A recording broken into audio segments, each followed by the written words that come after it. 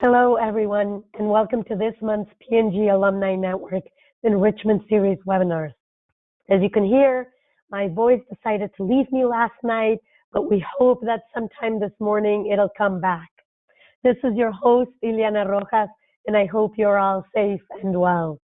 And I'm very excited for our guest today, Alex Tosolini, who will share with us his story and learnings from both sides of the aisle. Perfect. Can you hear me? Perfectly. Excellent. Well, thank you very much. And of course, a big hello to all the P&G people out there.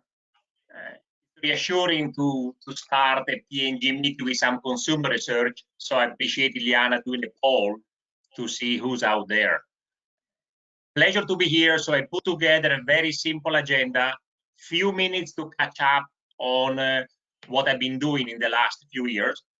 And then I'm going to share something about the consumers, and then focus the presentation on the strengths and differences between CPG, and we can focus on P&G mainly, and grocery with a focus on Kroger. Big disclaimer, given the wonderful audience out there. I'm just going to share personal learnings. I'm not trying to teach anything. I'm not trying to tell people what to do, but it's just providing a different perspective that hopefully will make people think. To illustrate this the best, I found an amazing slide, which I find very powerful. And the reality is, if we think about, there's no more right or wrong out there. It's just a different perspective. And one of the first learnings I'm seeing is that depending on the viewpoint, you can reach very different conclusions. So it's this with lens that I'm going to share some of my learnings. First of all, quick intro. For the people who know me, I grew up in a village in Italy. My accent, despite being outside of Italy for a long time, has not changed. I had an experience to study in Milan. I did an exchange program with NYU, and that's what really got connected me to the US. I pursue a career with an American company, and I happened to find P&G, or P&G found me, and that was amazing. I spent, as Ileana said, 24 amazing years at P&G, and like most of you, I have a variety of assignments through my career. I started in marketing. I then got promoted all the way to general manager for the Poland and the Baltic states. Came back to the US. I led the North America fabric care business. And then my last assignment was being at the center of the revolution that we call e-commerce and digital for the global business of P&G. After Procter, now we're in 2014, I joined Kroger, that happened to be also in Cincinnati. That was not my plan initially, I'll be honest with you. I really wanted to go to a small company, but then a great opportunity came, and I decided to stay in Cincinnati and spend some time with Kroger. For the people outside the US, just few data points on Kroger. Kroger is a very, very large grocery retailer. It has almost 500,000 employees, big sales, 130 plus billions. It operates in most states of the US, and it manages every day almost 3,000 stores. It's a massive operation that frankly feed America. A bit like with P&G, this is a picture of Barney Kroger, also German immigrants, not Irish, not English, who came to Cincinnati. And the company was founded in 1883, which is a few years after Procter launched Ivory. So I don't know whether the Kroger and Gamble founders met. Barney Kroger is a bit younger than William and James, but they are in the same place. And they go to market through acquisitions. So one interesting point about Kroger, if we think about branding and corporate portfolio, roughly 45% of the business is channeled through the brand name Kroger, but the rest of the business is channeled through a variety of banners. So if you look at geographically, you can find Kroger in a lot of the Midwest states, but then Kroger goes to market across a variety of different names. And that's an interesting strategic approach if you think about marketing ROI, but also the heritage of some of these brand names. Something else that Kroger has been doing, like most of the retailers, is becoming stronger and stronger through private label or store brands. Now, for perspective, if the total sales of Kroger are above 130 billion, and I give an estimate here, the Kroger brand is roughly $25 billion, give or take a couple of billion. But in the last few years, there's been also an amazing, exciting news, which is the launch of this brand. So I pick Simple Truth, that is becoming a bit a point of reference for what good food could be in the US. That's an example of a brand that did not exist less than 10 years ago, and today, according to public information, is already more than $3 billion. This is a big learning I'm going to share later about the power of retailers becoming really brand companies. Another funny picture I found, we keep talking about seamless, we keep talking about omnichannel. Back in 1883, Barney Kroger, after opening the first store on Pearl Street, downtown Cincinnati, invested in, guess what? Home delivery. So the future is always been with us.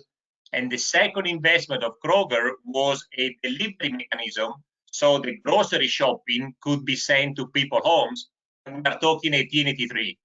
So I always joke that Amazon or any other digital company copied from Barney Kroger back in 1800s. Left Kroger, and I then start to explore the private equity world. I was in Connecticut commuting for a private equity CEO role, and then COVID happened. I don't know your personal situation throughout COVID, but for me it was an important life moment where I decided I did not want to commute that way. And therefore, I really took for the first time 6 full months of downtime. I started thinking and decided what I want to do. Probably like every good P&G'er, you want to stay curious, you want to continue learning. So I thought, what can I do with my time, skills, and experiences? So today I do a variety of things. I teach in a couple of MBA programs. I sit on a couple of boards. I do some investment. And I'm also an operating partner with a growth strategic agency that works with Fortune 500 companies. So a variety of assignment that allows me to keep my fingers on the pulse of what's going out there. And by the way, I still live in Cincinnati. Cincinnati has become home for our family. And this is a wonderful picture of the city that you can find online. So with this intro, it gives you a bit of a perspective about my philosophy of what's coming out there. I picked 3 or 4 mega trends happening out there. The first one, and we all know that, consumers' demands and expectations are really growing exponentially. Some people write that consumers are getting spoiled, but the reality is it's okay for the consumer standards to go up, and then it's up to the companies to innovate to keep up with these expectations.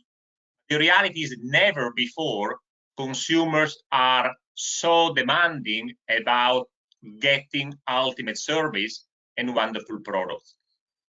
There's a research that has been done forever in the grocery world, where at a very macro level, we ask consumers, what do you really want? And forever, consumer always said, I want to save time and I want to save money. This is a bit of a mantra for retailing, right? Save money, so give some convenience to me and make sure I don't pay too much.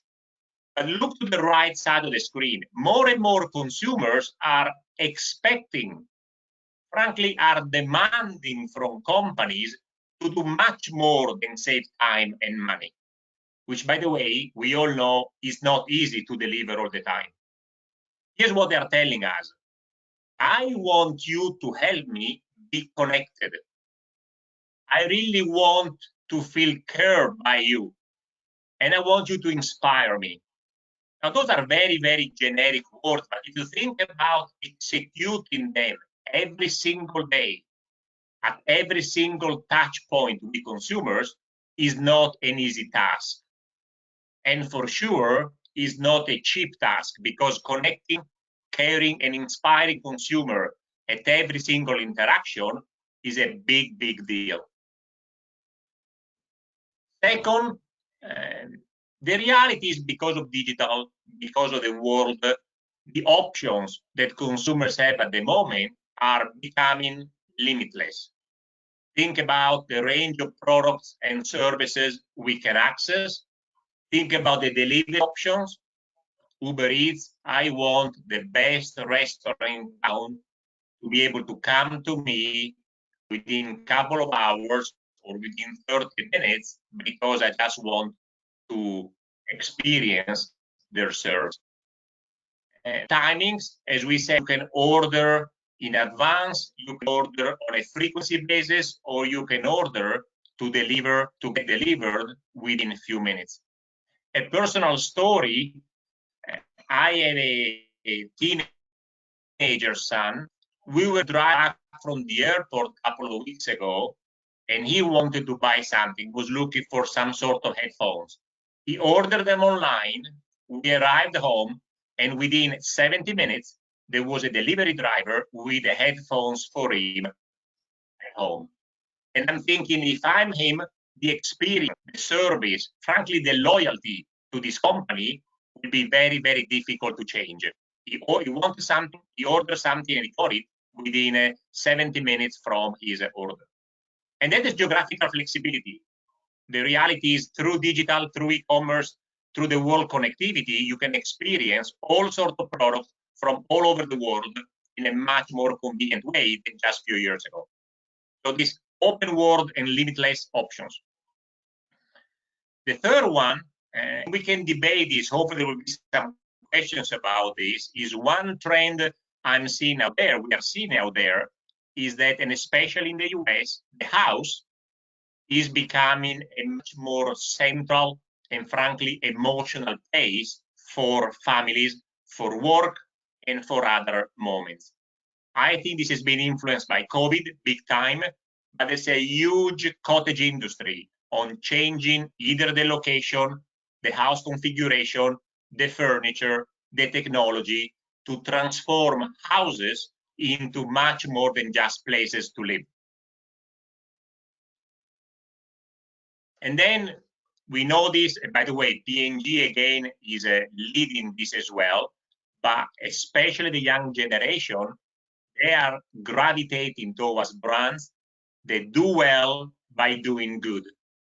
There's a growing expectation that companies and brands need to be a productive society contributor in order to get loyalty back from consumers. There's a gazillion of data of this. The couple I always use are numbers like this. But as I said, there's plenty of evidence out there that, especially among the new generations, they do not accept some of the things that, frankly, my generation accepted. Social positive impact becomes more and more important.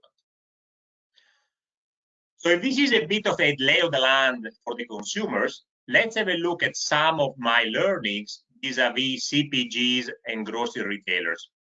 First of all, what is really different based on my few years across both companies?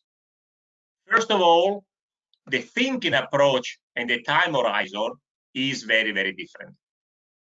CPG companies tend to think a bit more long-term, and the thinking approach, if we want to use words we learn at P&G, is a bit more strategic than tactical.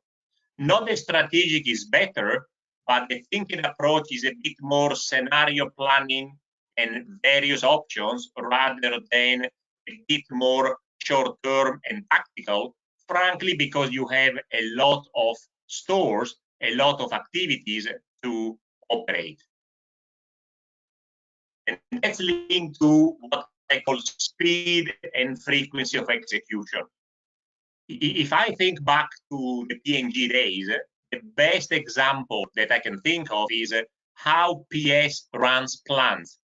Is probably the closest example to how a grocery stores execute stores. They are open 24/7 in some cases. Even when they're close to the consumers, they're always operating. So the speed and frequency of execution is driven by the need of being always alert for the consumer.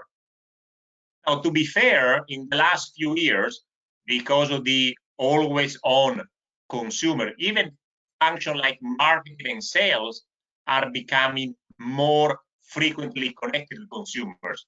But it's not comparable to what it takes to keep a store open with shelves full, with personnel ready 24/7. It's a level of execution, as I said, that is closest to running a manufacturing plant than running some of the other functions. The third difference is what I call the what data versus the why data. In P&G, we all been trained to think, why do consumers behave in a certain way? Because only understanding the why, we have a chance to influence either keeping the behavior or changing the behavior. I've noticed in the retail world that because the amount of data is almost too much, there's a lot of data, most of the discussion is analyzing what consumers do. So there's less need to penetrate the why the consumer behave in a certain way. And it's understandable. When you have millions of people, millions of behavior, you can draw conclusion based on what they do. And sometimes you don't care why they do what they do because you already know what they're doing. That's what I call what data versus why data. And the last one, obvious, but it has profound implications, is a much different mindset to run a business that has very low margins. As we all know, the grocery business is about tonnage, it's about quantity, yes, it's about service and everything else, but the margins are much, much different than the margins we see in the CPG world. And this one, whether we like it or not, creates a culture that you still want innovation, but I always say it's easier to have some failure when the margins are bigger than when they're not. So you still want to innovate, but the fact that the margins are so much lower brings a certain approach on how they go to market.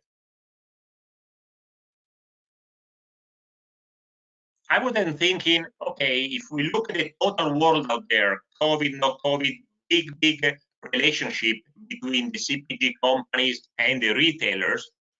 So I try to sum it up. What are the key strengths of CPGs? Why do we need CPGs and what role do they play out there? And I could come up with 4 very distinctive strengths or point of difference. The first one, and I can tell you from the retailer, this is very important, CPG needs to continue to have category knowledge. From a retailing point of view, what CPG brings is a perfect understanding of the category, how the category evolves, what's new, and frankly, the need of maybe creating and inventing new categories. But CPG needs to continue to have category ultimate knowledge. A subsequent point of this is if you have a good knowledge, you want to innovate like crazy around a category. Because if the CPG don't innovate in the category, frankly, nobody else will. Most of the grocery retailers are fast followers in category innovation rather than innovating themselves first. Then, of course, this brand building, this continues to be very, very important. But I can tell you again, my experience is much more interested in the category strength than the specific brand strength from a retailer perspective. And we all understand why, right? Brands that grow the total category means everybody else wins, including some of the private label. Only a brand focus is not always what retailers focus on. And then some people do this, some people don't, but having a direct-to-consumer business model, based on my experience now, it's a bit of a must. It's not about revenues, it's not about profit, but it's about learning the consumer look without having to rely on anybody else. And I don't want to get into channel conflict or why do we do that, but the idea of being able to sell directly to consumers gives CPG a huge advantage in really understanding the whole funnel of the relationship from consumers all the way to frequent shoppers. Those are the four strengths I identified, and then I try to do exactly the same for retailers. So what are some of the strengths or the point of differences for retailers? The first one, much more than CPG, is the whole area of personalization. Most grocery companies are trying to become the company that knows us the best. Now, we all know the personalization has profound consequences these days.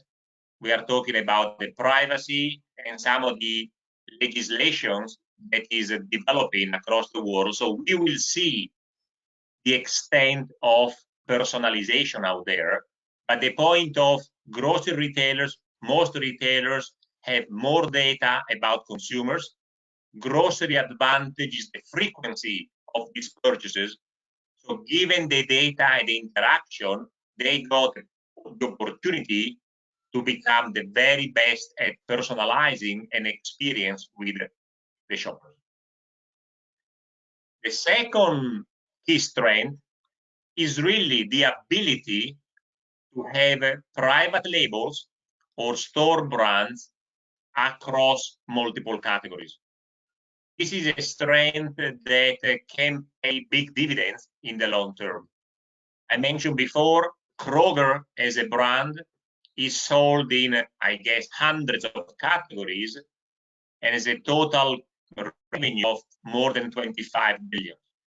Some other example in the US could be Kirkland from Costco, but I think every big retailer, whatever region you're in, show that they can expand across categories and therefore become very relevant for the consumers. Something else that is happening is not there yet. I think, especially in the US, where the penetration of private labels is still below other regions like Western Europe, retailers are learning about the importance of marketing, of brand building. Not only merchandising, but traditional brand building. And they are starting to apply this in concepts like private labels, but even the store experience, the store design, and the store facilities that we experience as consumers. So personalization, a lot of private label. They're also looking, and I'm sure you heard this, some of you are working on this, there's a huge amount of focus on how can we retailers generate more profit streams, not really revenue streams, but profit streams, so that we can we can sweeten the mix of our low margins, as we talked before. Media is one example, but you can think about financial services and any other service out there where the average profit is better than what grocery makes on bread, milk, and eggs, which, as we all know, is not going up dramatically. So there's a huge push. And on media specifically, they are becoming media channels. between 3 and 5% of revenues are now generated by media dollars. And if you look at media defined at the very basic state of reach and frequency, there's a lot of eyeballs in the digital properties of a grocery retailer. So very, very smartly, by using good technology and proving smart ROI, they are de facto becoming very important media channels. And this is growing at a clip rate of double digit across the US for the last couple of years, and will continue for a pretty long time.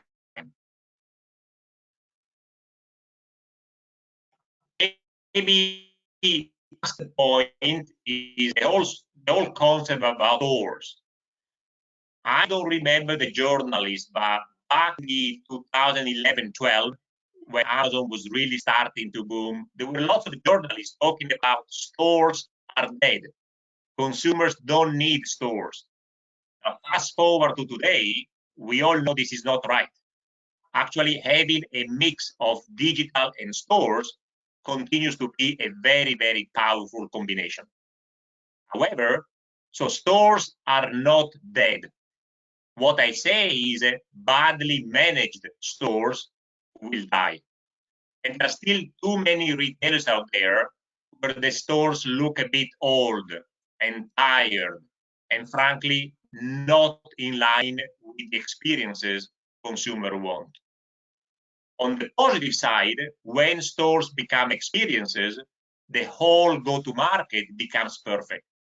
And whether they are just showrooms or places for entertainment, some of the grocery retailers are bringing in a lot of new activities, whether it's, hey, consumers can have a glass of wine or a beer in between shopping, all the way to some store formats that are a new concept for consumers. And the example I could think of is one I guess everybody's aware, Starbucks. So this is the first store. This was opened in 1971, is in Seattle, and still today is open. It's become a bit of a mecca, a bit of a small museum of what Starbucks used to be.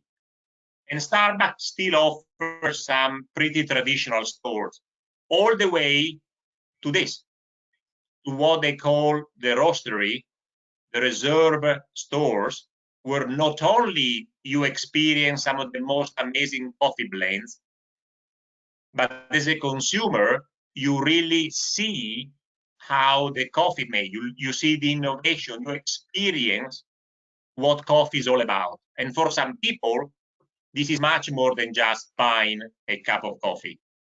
And the good example of Starbucks, what I like the most, is while they're doing this to consumers, they're also producing coffee that internally they're then sending to their normal stores. So I find this is a wonderful example of a closed loop of consumer understanding, consumer experience, and taking the store experience to the next level. Plenty of other companies, probably some of you work in them. I just picked Starbucks for time reasons, but I thought it was a pretty good illustration of what a store evolution can look like. Okay, so we talk about some of the differences. We talk about the point of difference, really, the strength of both CPG and retailers. And the way I want to maybe finish is what I see out there as future opportunities for both. And the first one is really, there's a lot of data out there, plenty of data. And with machine learning, it's going to become even more available. One big learning out there is the companies that are able to turn this quantity of data into actionable insights are the companies that are going to win. And for most P&G people, this is like, we know that. I don't know your experience, but my experience is outside P&G, understanding what an insight is.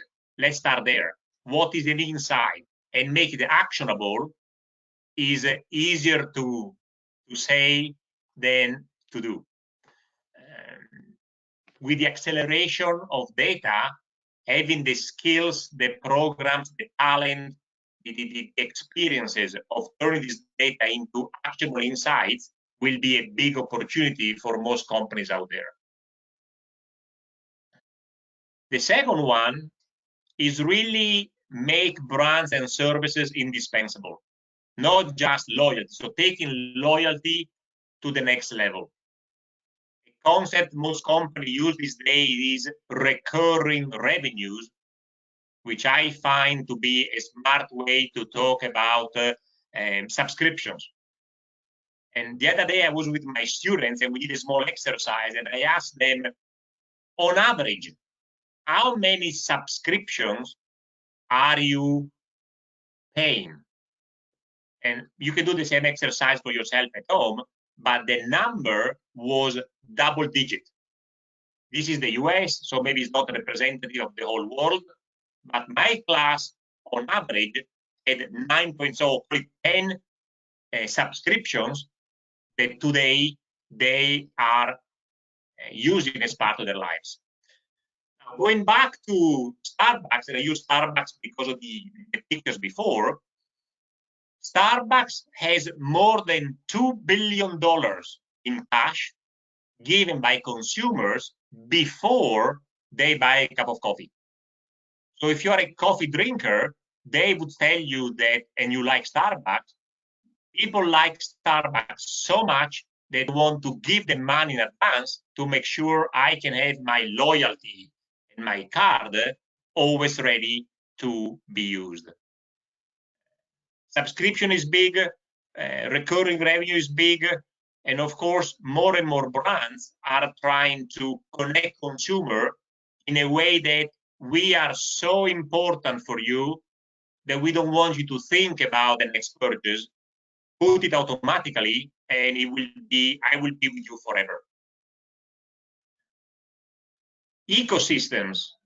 One big learning, even among the big companies out there, is that the humble recognition that no company can win everything alone. Again, we come from P&G, we understand the concept of working together or joint business partnership, but picking the right partners is an extremely important strategic decision. So the first starting point is you need an ecosystem, and then who do you invite to be part of the ecosystem, and what role does each company play? We all, for personal experience, that building an ecosystem is not always easy. There are some cultural clashes. There are potential different expectations on what success looks like. But everywhere, and especially in technology, the companies who have the right partnership are the companies who have a bigger chance to win long term. Then automation and supply chain is becoming the talk of the town. Automation, we can think about robots, we can think about how many tasks are going to be replaced by robotic solutions, and that's all good. But the supply chain is becoming even more central in every company's go-to-market strategy. Yes, you want your merchandising. Yes, you need your brand building. But frankly, if you don't have smart, efficient, innovative solution on how to bring the goods internally and externally, the business equation doesn't work. And we know this because the amount of people, young generation, who are now getting more and more interested in resolving the first mile all the way to the last mile is growing also exponentially. And you need to find a solution that is going to be serving you not for the next 2-3 years, but for the next 10 to 15. And then linked to what I said before, this is a bit of a hypothesis, but as the Internet of Things will explode, today some of our houses are starting to have a lot of technology, but the future is when there will be chips, intelligent chips in every single item in our house, of course, if we want to. So once the Internet of Things will explode, an opportunity for companies is the company or the brands that will own the experience, will own the furniture, is going to win. So an example I always use is in the future, really, you can program your fridge to decide the shopping experience, the shopping list, based on an algorithm that makes sense for your family. And once it starts, you lose a bit control of the whole process, and the companies and brands that own this relationship will win big time and disproportionately against competition. That's what I mean by own the consumer house is an opportunity. I don't know the time here, but Iliana, I finished my content. Sorry if I went too fast or too long, and maybe now we can pause, maybe ask for some questions or start having a chat with some of the audience. Yes, thank you. And unfortunately, something happened, but I can't show the cameras again. So we'll leave the slide on, but at least we can hear each other. Thank you so much, and I invite our audience to ask any questions. We're going to start with the first one in terms of you talk a lot about how consumers have evolved in terms of being product focused or service focused to the experience, and Starbucks, I think, is a great example of it. But going a little bit more granular, people, or it seems like people are expecting a personalized experience. It's not about everybody. It's about me. And I think you gave the example of your son, feeling that personalized experience when he purchased the earphones or whatever he purchased. Like that was his experience, and that will be long lasting.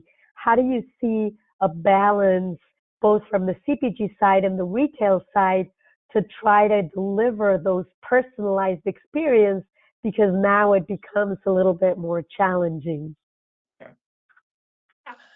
It's a very interesting question, because I'm pretty sure that if we ask a random group of consumers how they define personalization, we are going to get a variety of answers.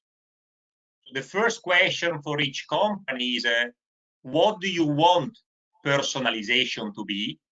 And more importantly, what your consumers expect when they say, I want a personalized experience.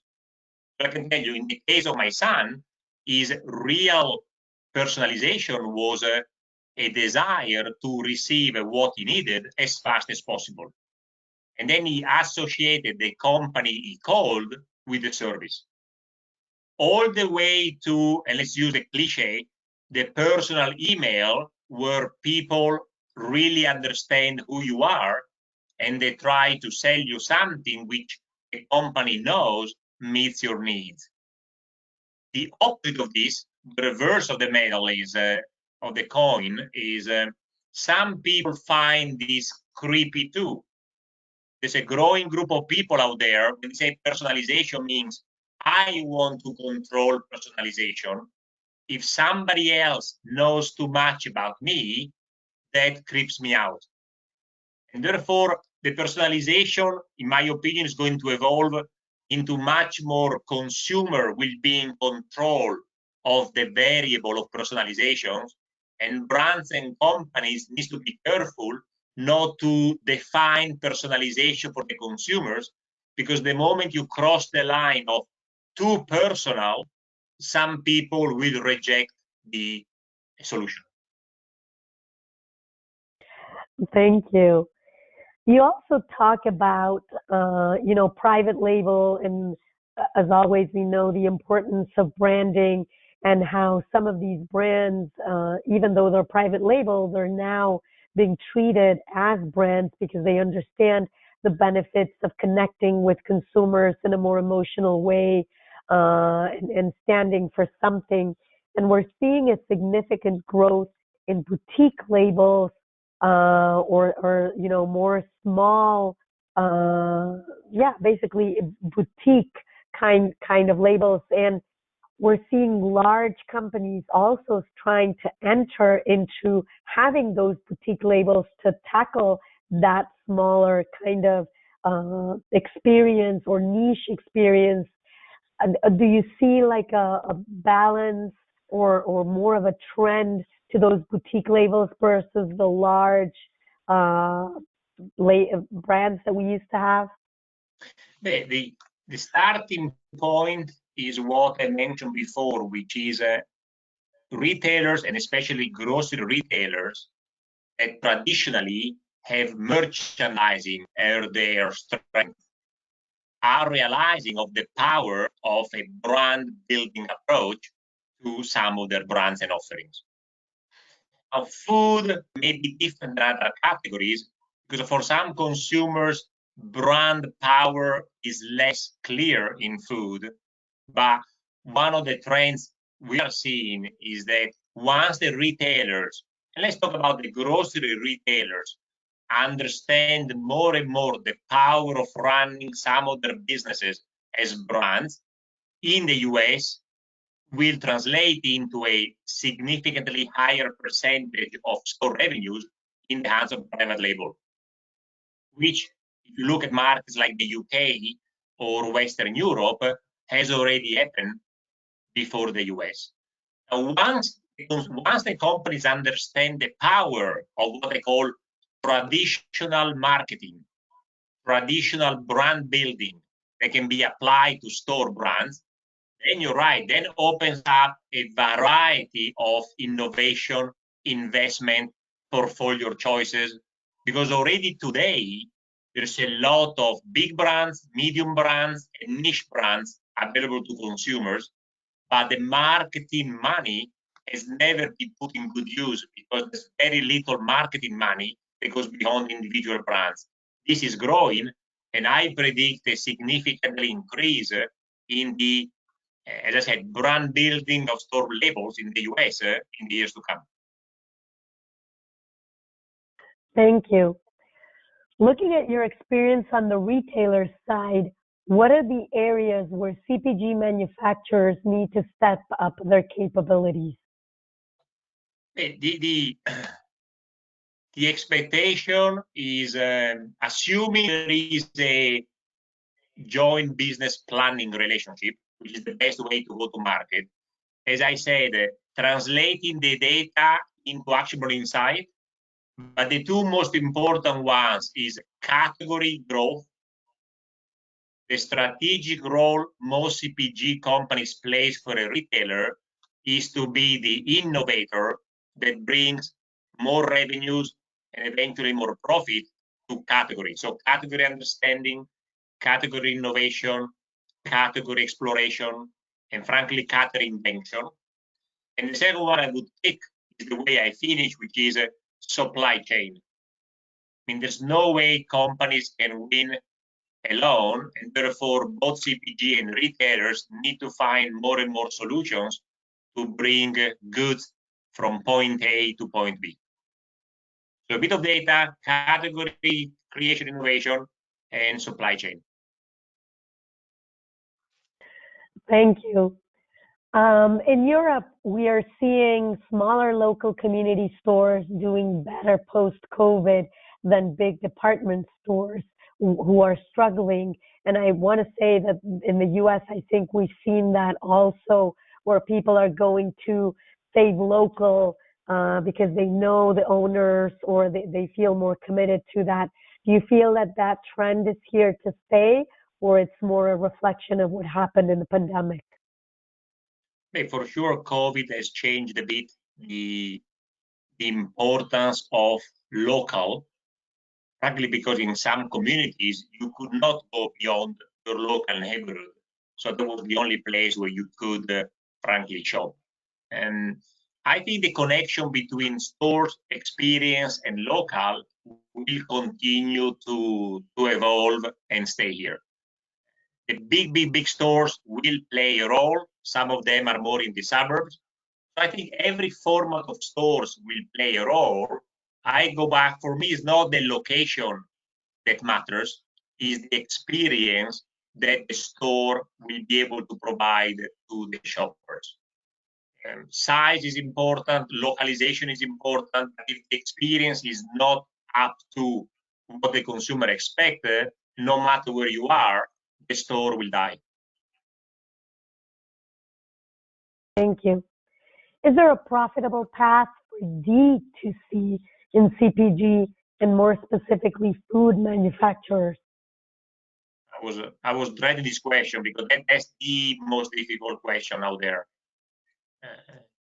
One way to answer this is damn if you do, damn if you don't. You need to continue to innovate. I think profitability is improving, but on a side-by-side balance sheet it's still not very easy to be able to have, let's say, equal profitability by channel. And in an ideal world, you want to have an equal profitability by channel, even if you know that the dynamics are different. So that's one where some companies are making great progress. Some companies already fixed, it depends the starting point, but an objective, all cost allocated profitability in the new world of consumer expectation of fast delivery and location-free delivery is, I think, is a big hot topic for the future. In terms of safety, now that it also COVID has elevated safety as one of those very important needs, and it doesn't only have to do with the industry of healthcare. It also has to do with the overall experience. Where do you see safety? Do you think that that's also here to stay, or it will, go away as things go back to normal? No, we'll continue. Again, personal point of view, I think safety, high quality, making sure that what consumers buy is of the ultimate quality, whether it is on food, on clothing, or any other category. I think the whole safety and high quality will continue. And if anything, COVID just stressed the importance of companies' high standards. Again, as ex-P&Gers, this for us is obvious. P&G is one of the best companies out there where we would never compromise quality. But I do believe the safety will not go away. With COVID, we just got a reset, and now the bar is a bit higher. Okay. And the last question, because we're running out of time, what main changes do you see in the consumer experience due to COVID? For example, not being able to provide tastings at supermarkets or Costco, having to wear a mask, and how do you foresee near future response from retailers and businesses? Now, the pandemic is a bit of a very tough window, right? So if our lives continues to be with the same norm of the pandemic, that's a different scenario. And we hope that it will take some time, but we hope the world will go back to a more normalized, safe environment soon. Again, if the pandemic behavior becomes the norm, that's a completely different scenario. Post-COVID, with a bit of patience and with a bit of proper norms, I think consumers will continue to expect certain things and innovation will come. I think the sensorial way of using digital to bring more sensorial experiences. I know there's a lot of startups out there who are studying this. So I'm very optimistic about people coming up with a replacement for sometimes the face-to-face and still being able to deliver well.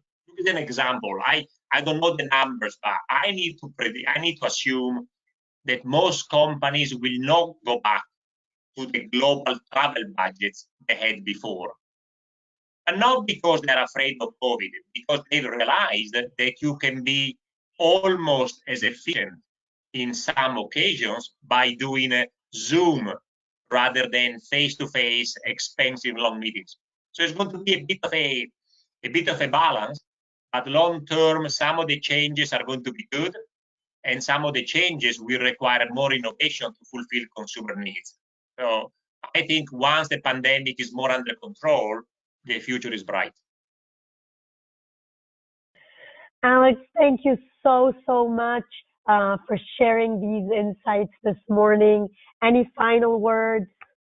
But look, I just put together just two things. First of all, I do believe that we need to continue the legacy. What puts us all together is we all work for a company that taught us, trained us, they taught us the power of helping others succeed. They talk about the importance of leadership and strategic thinking, the famous one-page memo.